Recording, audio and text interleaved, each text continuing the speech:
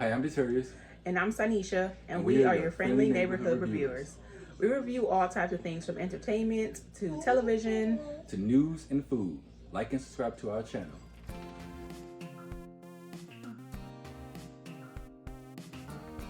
Alright, so today we're going to be finally doing our episode 2 review of Chief of War, starring Jason Momoa. Now, if you haven't seen episode 1, please go back and watch our review of that one, and then come on back up and we will welcome you on in. So episode 2 picks up the pace. It deepens the emotional stakes, introducing new characters and expanding the political intrigue across the Hawaiian islands. This episode dives deep into betrayal, mysticism, and the consequences of war. And war is bad. Okay. Kaiana and King Kaikili. They had after Kaiana helped King Kaikili conquer Oahu. I'm sorry. Kaiana realized the king lied about the threat from Oahu. And instead of warriors, they found peaceful farmers and fishermen, leading to a brutal massacre. Like, it was total devastation. Kaiana refuses to fight for Kaikili anymore and becomes a fugitive again. Right, so like we started off episode 1, you kind of see Kaiana being a fugitive and then he coming back. And in less than, I don't know, probably 24 to 48 hours, he's a fugitive once more. Because at first we realized it was Kahekili, the king, and his doings. And we feel like it's coming back around again because of Kahekili and his doings. So Kaiana is now definitely on the run. Again. And that was kind of leading up to it. And even when the way that Kaiana left, like, you could tell he was up to here with it. And he was just like, you know what? Even his family realized we made a terrible mistake. And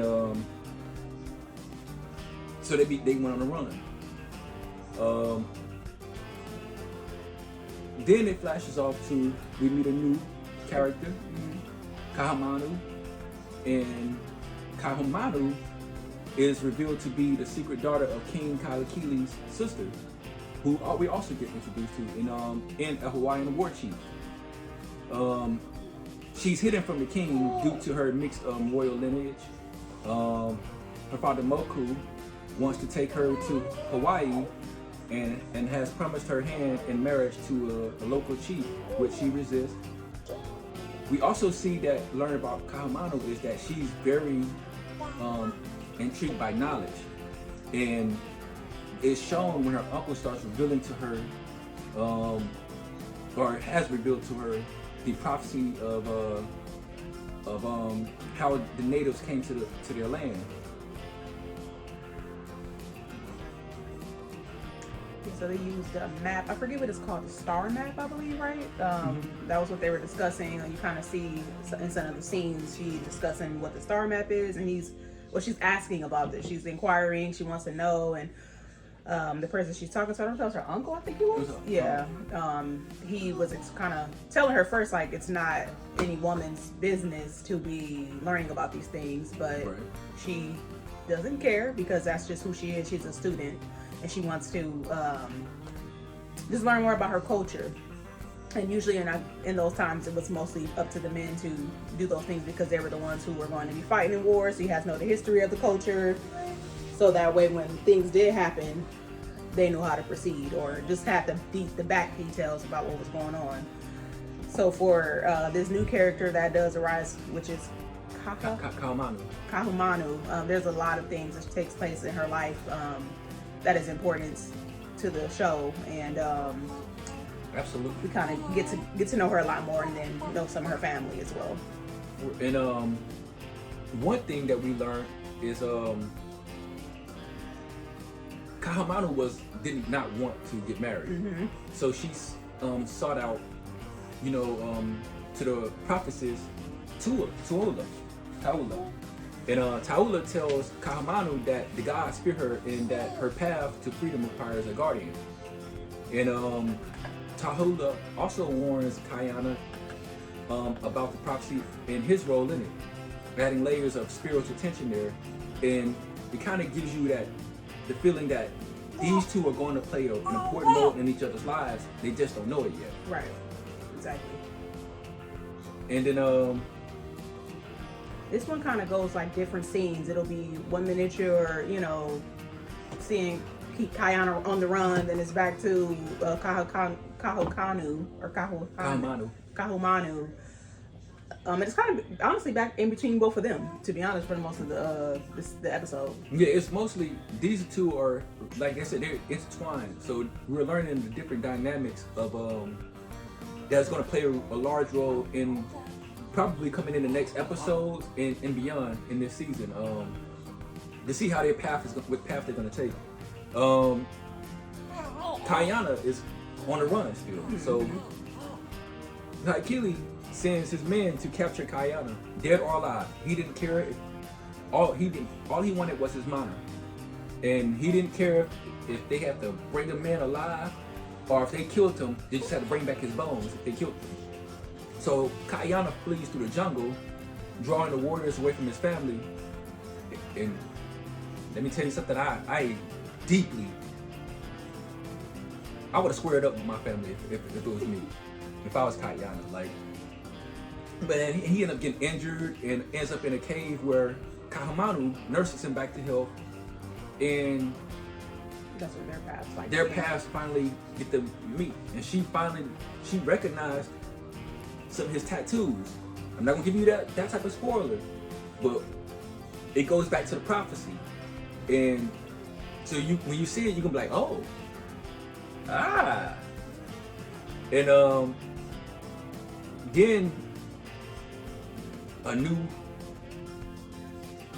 I don't want to say more involvements come in play. We have the European arrival, and like in the first episode, this is before colonization, so now they're starting to come there, and European ships arrive, wearing due to Captain Cook's fate. Kayana ends up and Kahumanu ends up running into the Europeans, and it was tense. They had a stare down and make sure they was testing each other's temperature and making sure that you come in peace and I come in peace.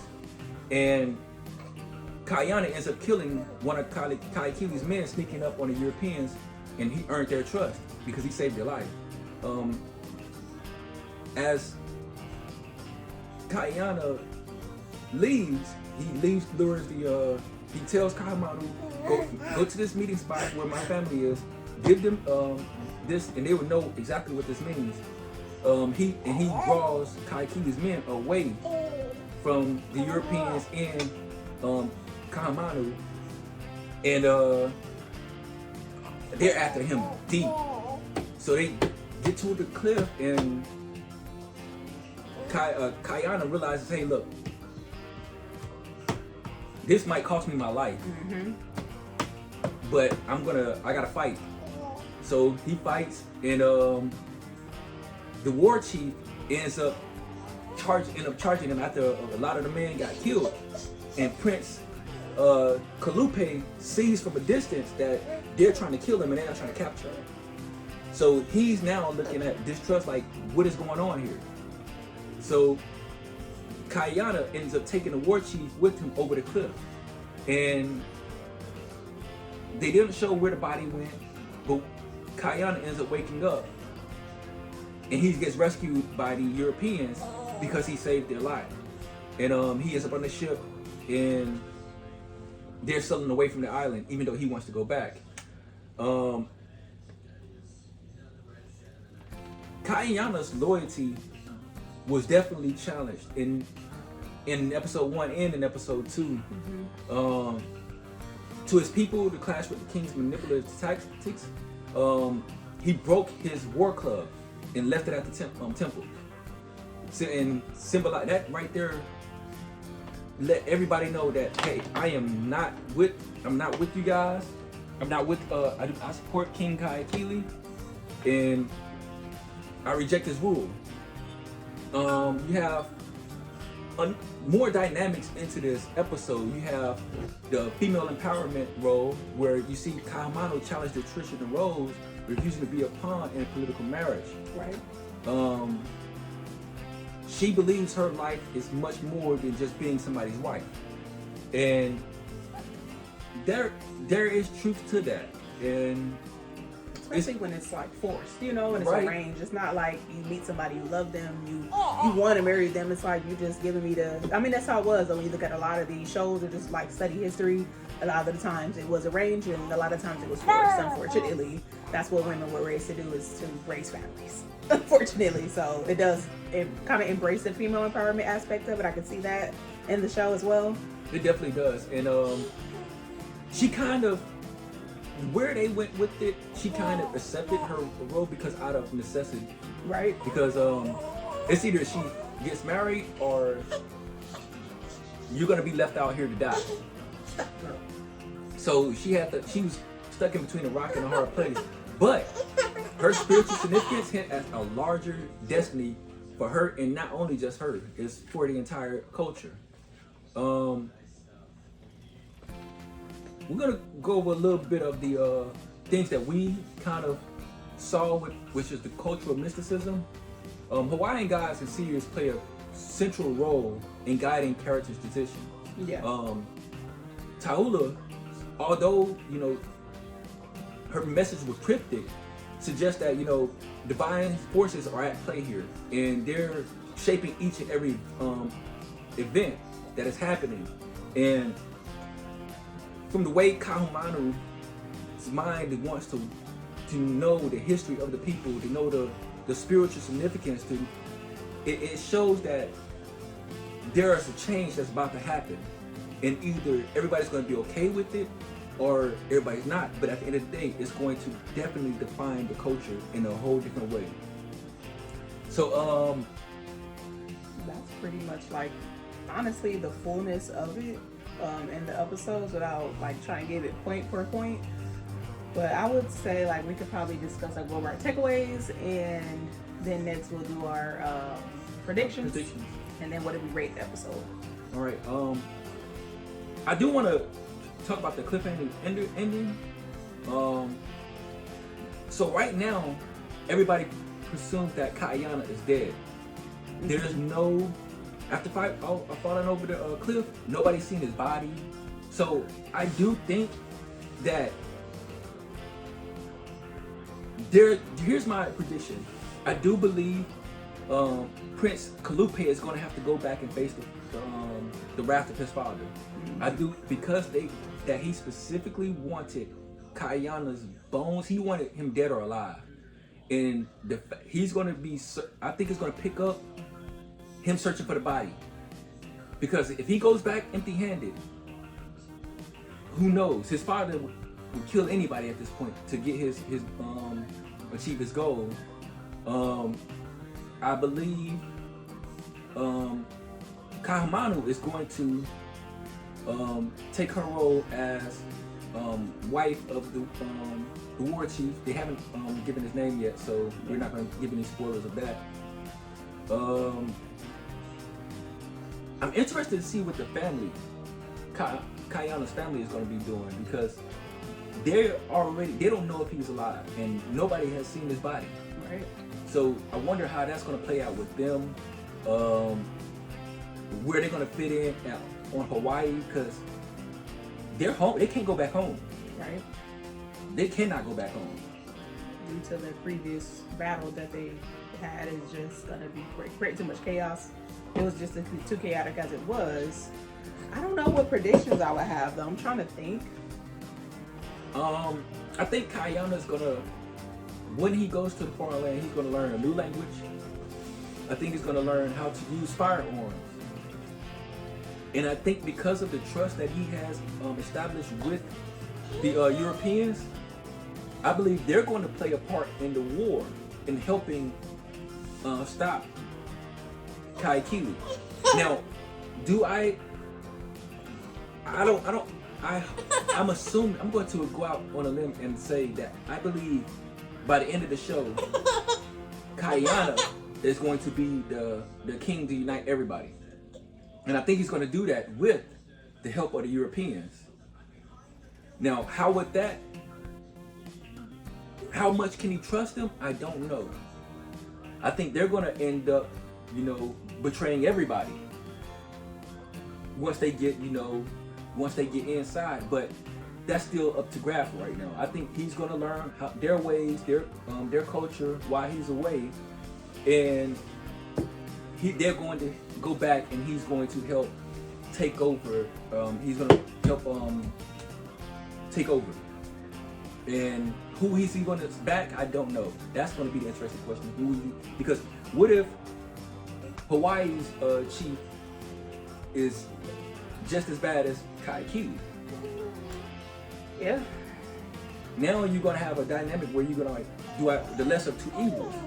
And we already seen that Kayana is not the one to choose those type of things. If he's going to stand on what he believes, and it's going to be interesting.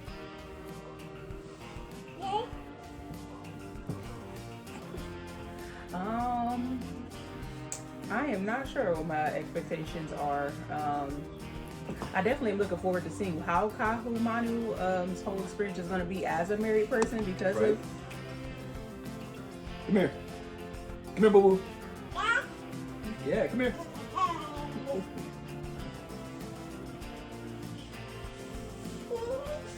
Yeah.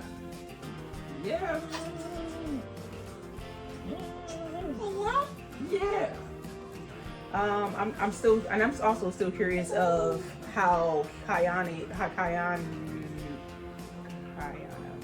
even going to get back to the islands, right? Because that's a far way. It's not like it's just across the street. Yeah, or like even just one little boat ride away. That's a long trip, and it's by water. It's not. I mean, he is good with the water, so that's interesting how he's going to get back. And then I would like to know how long he's going to be gone. I don't know. It's like it's a lot for episode 2. I would have thought this would have been like the ending, like the last episode, something like this happening. And then you're like, dang, wait for season 2 to see what's going to happen. But for it to be episode 2, it's crazy. So I'm just actually excited for what's going to happen. I'm not really sure about my expectations yet because I'm just still like, I don't know. Like, I didn't even think about the points you had. Though you had some good points, especially about the son having to go back to his father. Yeah. That was a good point. I didn't even think like, wow, yeah, that is a valid point for sure. Right, because he killed King Hahana, and Hahana, he trained him. Yeah. Hahana looked up to him. So if he's willing to do that to him, and he did it in front of everybody to make the proof a point, you're the prince. I do think the prince might disown his father. I can see that eventually in episodes. Like right now, he might be still trying to fight for his favor, try to prove himself to him. Like you said, he might do something even crazy to the point where his dad's going to probably do something crazy to him to the point where he might disown him and probably link up with Kayana and they become, they try to figure out a better way of doing better because that's like breaking the cycle, for their family. So that could be an option. I didn't think about that, but I don't know. A takeaway for me is, I know when I noticed the Kahumanu's prophecy was like that there was just like, she told her like it was going to be bad, like really bad things to come. A takeaway from that, I don't know, I had it in my head earlier, but it was just basically, all prophecies aren't great. All spiritual things that you learn about and you hear about your future isn't always good, but it's for the betterment of yourself or the betterment of those around you, even if it isn't beneficial, you feel for you. So I definitely want to see how that plays out because I would be scared. Like, and me, I'd be overthinking everything. So every step, everything in that marriage would have just had me like, what's gonna happen? Like on edge, like something's gonna happen. Like, so yeah, I'm definitely looking forward to seeing how that process works for her.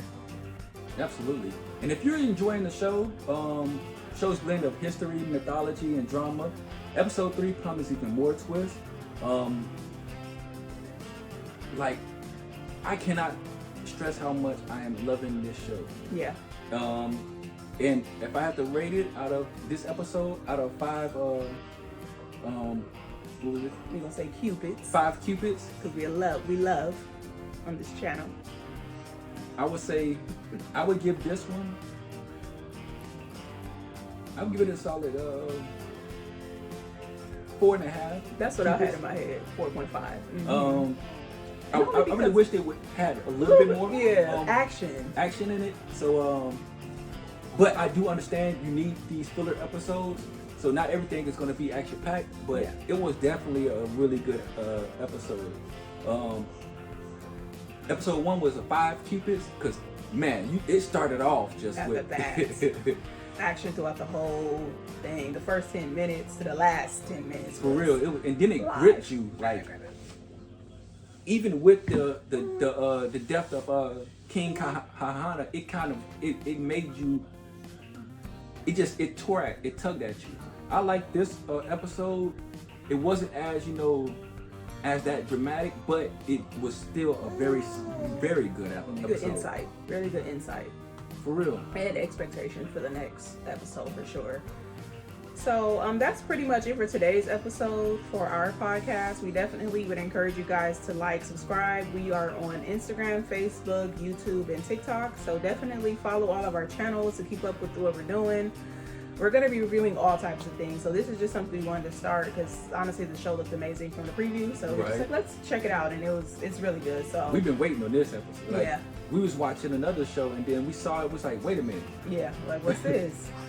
Okay, and so when it came out, oh man, we immediately have to jump on it. So definitely jump on our channel. For real. And we will see you in our next video, which will probably be we're gonna try to get it out in the next few days or so. Hopefully, definitely will be before Sunday. So peace.